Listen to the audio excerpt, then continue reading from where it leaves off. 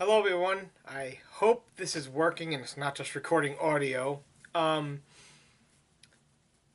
why haven't I shown much from TFCon? Well, I don't have as much footage as I wanted, and my camera it's not working right. That's why I'm hoping that this is recording now. As long as I've got the camera in front of me, I have some general idea of what the lens is seeing. The little screen on the side that shows me isn't working at all. It's just all it does is a bright white screen. That's all I get. So my camera's pretty much dying. In fact, it was giving me problems just trying to record this. So we'll see how this goes. Um, it may mean I may not be able to do too many more reviews or anything like that. It's going to be a while till I can get a new camera. This thing is over 5 years old now, so it's had a good run. I've taken it to a lot of different places. So there we go. Um, yeah, I can't tell how much battery power it's got. I can't tell anything right now. I can't change any of the settings. So whatever it's set at right now, whatever you see is how it's going to be until I can replace the camera. And it's going to have to be the camera looking at me. That's all I can do right now. Um, yeah, it happens. What can you do? So TFCon was fun. I did get to talk with Gary Chalk for a little bit, which is cool because I've known him on Facebook for a number of years. Um, every once in a while, he'll interact on something I'll post. Not too often, but every once in a while. I did get to see my friend Casey Collar again. Um, he's always nice to see him. Good guy.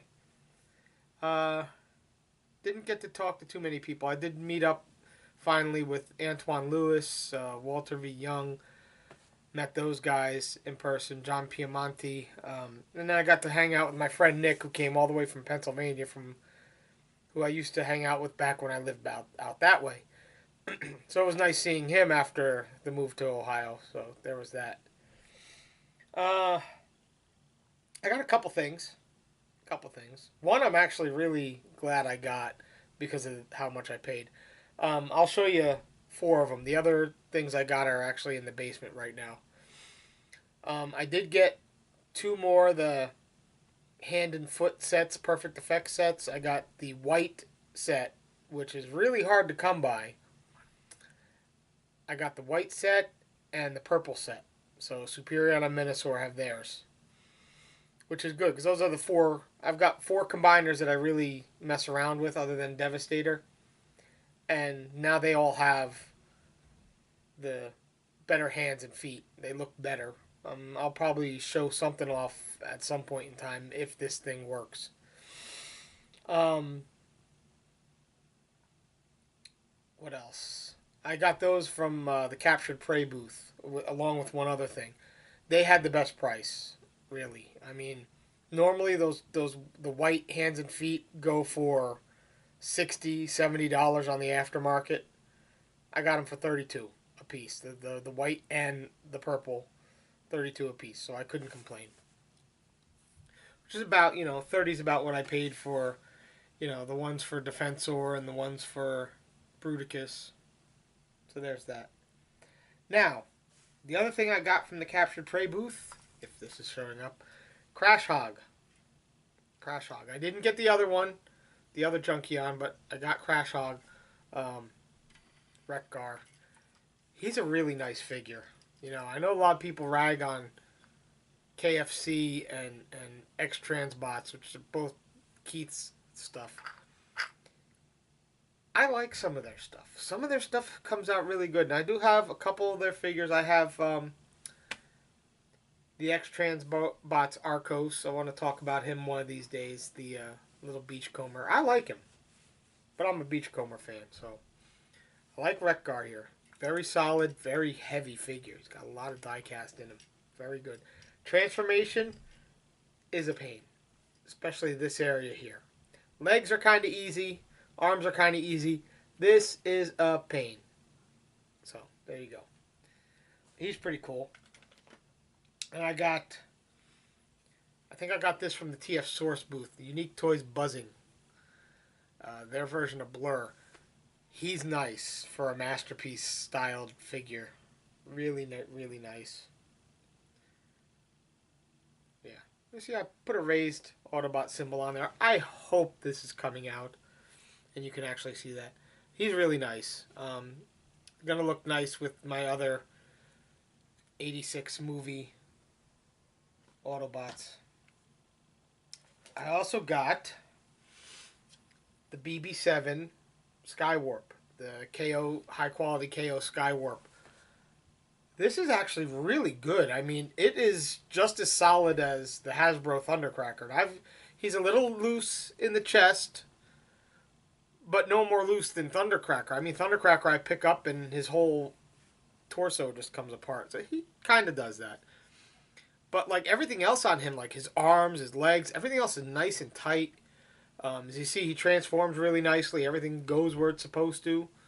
You know, he still has all the gimmicks. Like he's got the radar dish in there. It's nicely painted. He's got the air brake. You know, the little engine details that become his heel spurs. I had the original Hasbro Skywarp, which was the old mold.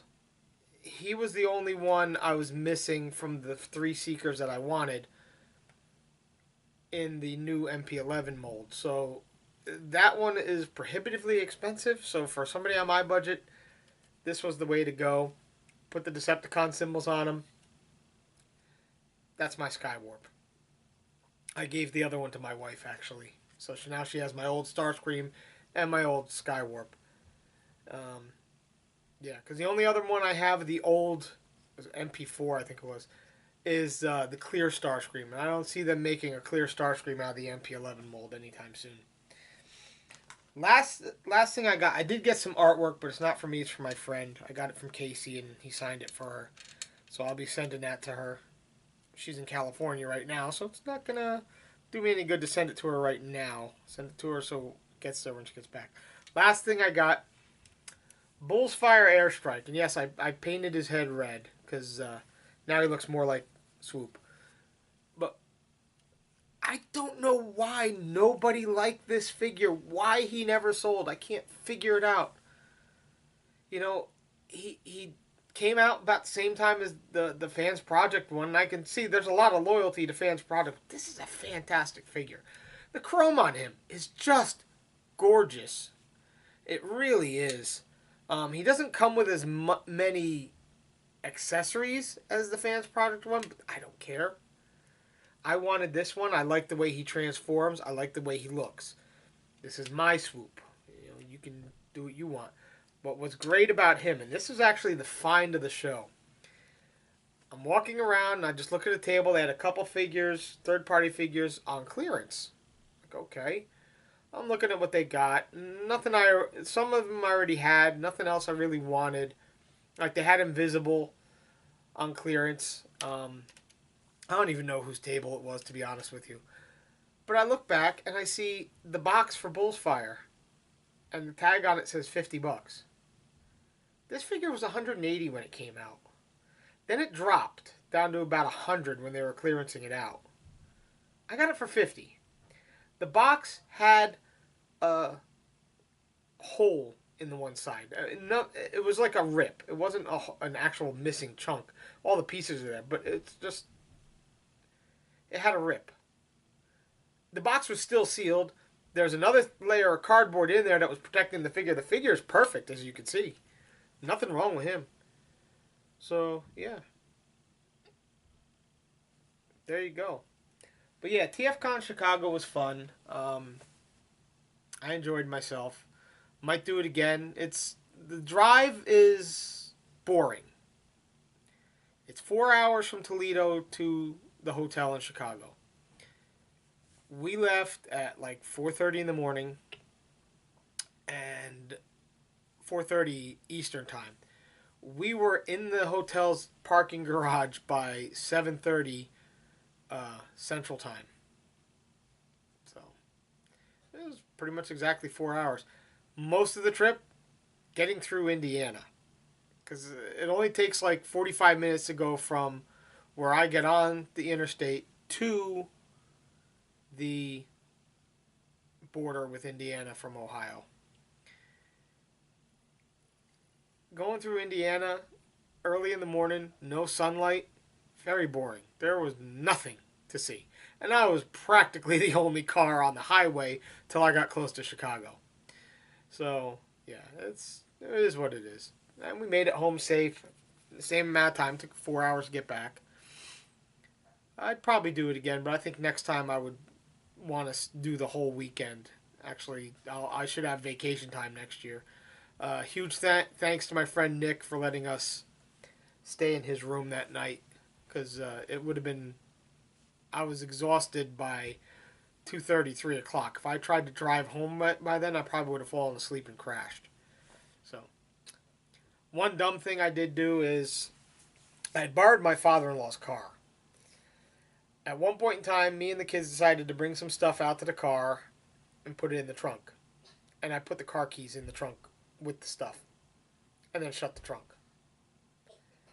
Luckily, my father-in-law has Ford roadside assistance, so they dispatched somebody who came and unlocked the front of the car, unlocked the front passenger door, and I just popped the trunk from in there, and we were good to go. It was annoying. We had to wait like 45 minutes for somebody to come, but we were at the hotel in the parking garage, so it wasn't like we were in any danger. Just annoyed, that's all. So yeah, that was my bad. I was dumb. But that's it. I do have some videos I'm going to cut together. It's not going to be much. Like I said, the camera crapped out on me at the con. I was starting to take some pictures. I shut the door on it to do something. I had the camera sitting down next to Crash Hog, actually. I was taking pictures of him. Put the camera down, picked it up, opened the door, and I got the white screen. I did record a little bit after that, so it's still recorded. That's why I'm hoping this works. But that's it. So you're going to have to forgive me if things aren't exactly in frame the way they should be. I can't exactly see what I'm doing right now. It's basically I'm looking at the lens and hoping that the lens is seeing what I want it to see. I'm probably going to play this back and make sure it's okay before I even upload it. But there you go. So I do have some stuff in the can that I'm got to edit and get up to you guys. I've got a couple more Titans Return figures to do videos on. I don't think I'm going to get to Fortress Maximus because of the camera issue. It's just not going to happen. Which sucks because I wanted to show off the repro labels. I may be able to do something, but it's not going to be exact. It's not going to be precise. I'm going to be doing a best guess of what the camera's seeing. I can't focus. I can't do anything else. I can't tell if I'm too far zoomed in, too far zoomed out. I don't know. So, there's that. My 5-year-old camera is really about ready to die. If anybody wants to know what it is, I use a Sony Handycam HDR CX220. It cost me $200 5 years ago. I don't think I'm going to replace it with the same model. I think I'm going to see if I can get a little bit of an upgrade. But it's probably not going to be till about March that I can actually get another camera. So bear with me. I will do the best I can. I will try to do a few unboxings. It's not going to be easy. We'll do the best we can. We'll muddle through it. And if you stick with me through it, I appreciate it. If you don't want to, that's fine too. Who knows? Maybe this is a sign I should give up. All right. Hopefully this recorded. If not, you won't be seeing this.